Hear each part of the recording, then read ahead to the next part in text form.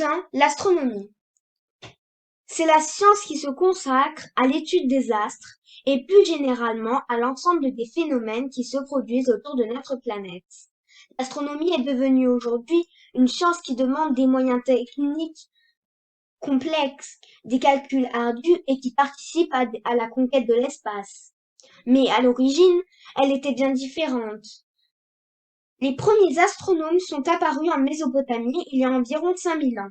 C'étaient des prêtres qui contemplaient le ciel et pouvaient prédire les éclipses. Après avoir déterminé la durée des phases de la Lune, phénomène qui n'avait jamais été mesuré jusque-là, bien que faisant partie de la vie quotidienne, ces prêtres contribuèrent à l'amélioration des techniques agricoles utilisées à l'époque. Cette avancée d'apparence anodine permit de prendre en compte les caractéristiques des saisons pour accorder les travaux des champs et prévoir les évolutions du temps. Ces prêtres, astronomes, ignoraient cependant complètement les mécanismes qui régissent les phénomènes célestes et les interprétaient comme des inventions divines. À sa naissance, l'astronomie était donc intimement reliée à la religion et à la mythologie. Les Grecs anciens, créateurs de la science telle que nous la concevons aujourd'hui, ont aussi étudié le ciel et purent donner une explication au mystérieux phénomène des éclipses. Grâce à leurs calculs sur les corps célestes, qu'ils ont déterminé avec exactitude le rayon de la Terre. D'autres peuples, dans le passé, se sont intéressés à cette branche du savoir, avec les mêmes intentions, comme en particulier les Indiens et les Égyptiens. Ptolémée, grâce à ses observations et mesures, établit un système du monde dont la Terre était le centre, tous les autres astres gravitant autour d'elle. Cette idée a été admise pendant près de 1500 ans comme un dogme. Pendant que l'Europe médiévale, l'astronomie ne faisait plus aucun progrès, en Amérique, les astronomes aztèques observaient minutieusement le ciel pour établir des calendriers d'une grande précision et faire des calculs mathématiques sur les astres. Mais au XVIe siècle, la situation commençait à évoluer. Copernic reprit les nouvelles idées de la pensée scientifique qui perçait alors et, au bout de 25 ans de recherche, parvint à la conclusion que l'univers n'avait pas pour centre la Terre mais le Soleil. Ce fut une véritable révolution pour l'époque et la naissance de l'astronomie moderne.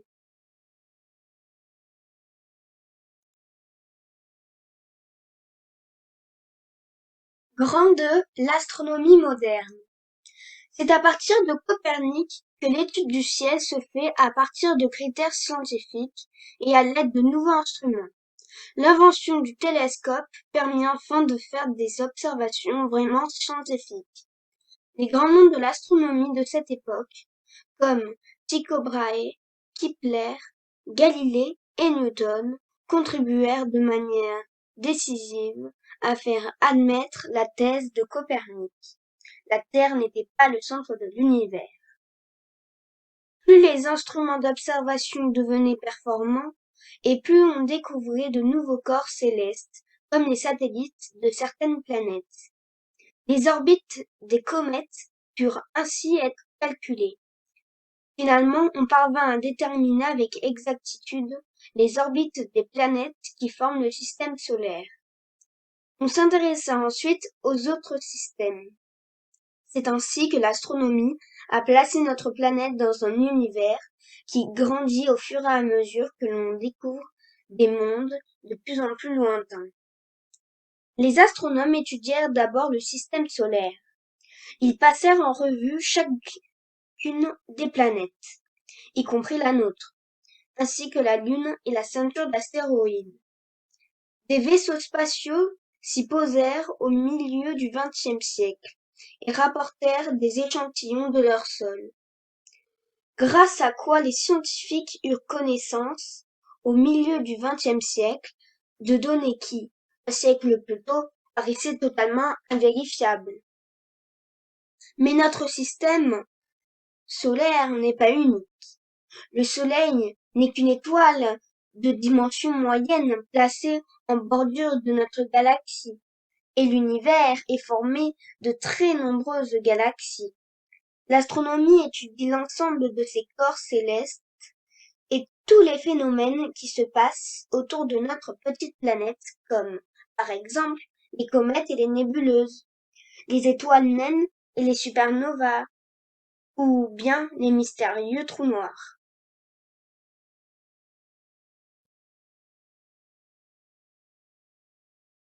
Grand 3, outils et techniques de l'astronomie. Les astronomes professionnels font appel à de puissants ordinateurs pour effectuer leurs calculs et utilisent des formules mathématiques très compliquées pour établir leurs théories. Ils consacrent aussi une partie de leur temps à observer l'espace à l'aide d'énormes télescopes. L'astronome amateur peut, lui aussi, avoir le plaisir de contempler le ciel sans avoir recours à des moyens aussi sophistiqués.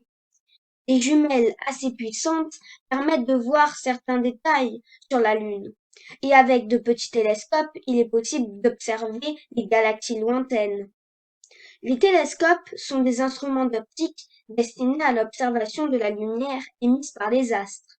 Cependant, la découverte d'ondes radioélectriques émises par les astres a ouvert de nouveaux champs d'études à l'astronomie.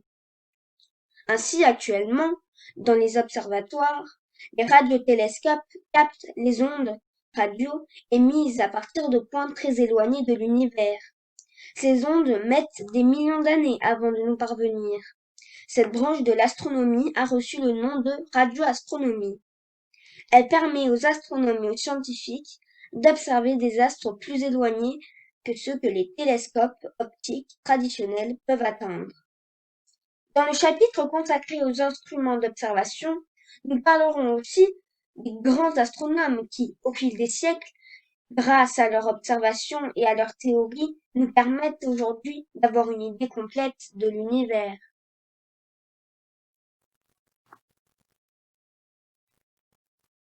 Grand 4, l'astronautique.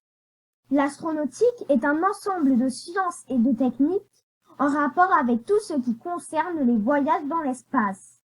C'est une activité qui ne compte guère qu'un demi-siècle d'existence, mais qui a beaucoup fait progresser l'astronomie et a amélioré notre vie quotidienne à plus d'un titre. Nous en connaissons les aspects spectaculaires, comme les premiers pas de l'homme sur la Lune ou les images de la surface de Mars.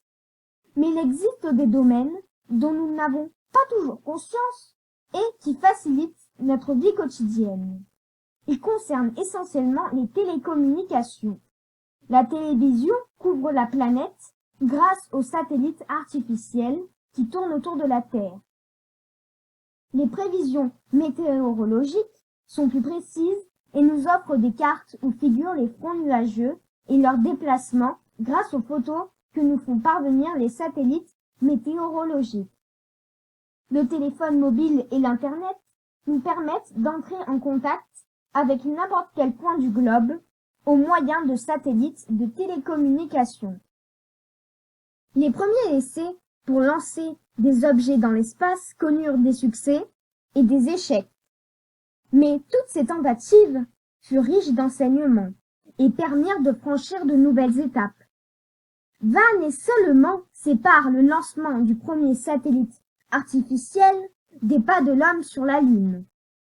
Un temps très court, si on considère les siècles qu'il fallut pour réunir toutes les connaissances nécessaires à la réalisation d'un tel voyage. L'astronautique nous présente un monde fascinant avec des vaisseaux spatiaux de plus en plus grands et puissants, des navettes qui transportent des astronautes des bases terrestres vers des stations spatiales en orbite. Les astronautes restent parfois des mois dans ces stations où ils effectuent des observations, des expériences et des travaux qui rendent possible des voyages de plus en plus lointains.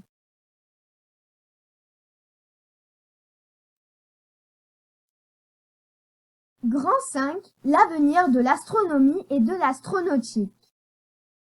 Prédire quel sera l'avenir de l'astronomie et l'astronautique n'est pas une chose facile étant donné la vitesse à laquelle elle progresse. Certains projets verront le jour dans les prochaines années. Les bases lunaires sont déjà envisagées et les stations permanentes dans l'espace sont une réalité dont la presse fait état tous les jours. Les voyages vers des planètes proches sont des projets en cours. L'exploration des plus éloignés ou de l'espace hors de notre système solaire sera menée par des vaisseaux sans équipage. Les progrès scientifiques entraînent des répercussions dans les domaines les plus divers. Il existe désormais des agences de voyage qui organisent des excursions vers la Lune avec des séjours dans des hôtels dont les plans de construction sont pris. Il n'y a pas si longtemps, de tels projets appartenaient à la science-fiction. De nos jours, ils deviennent réalité. En 2001, voyagea le premier touriste de l'espace. Les recherches auront très certainement des conséquences sur notre vie quotidienne grâce aux applications techniques qu'elles mettent en œuvre.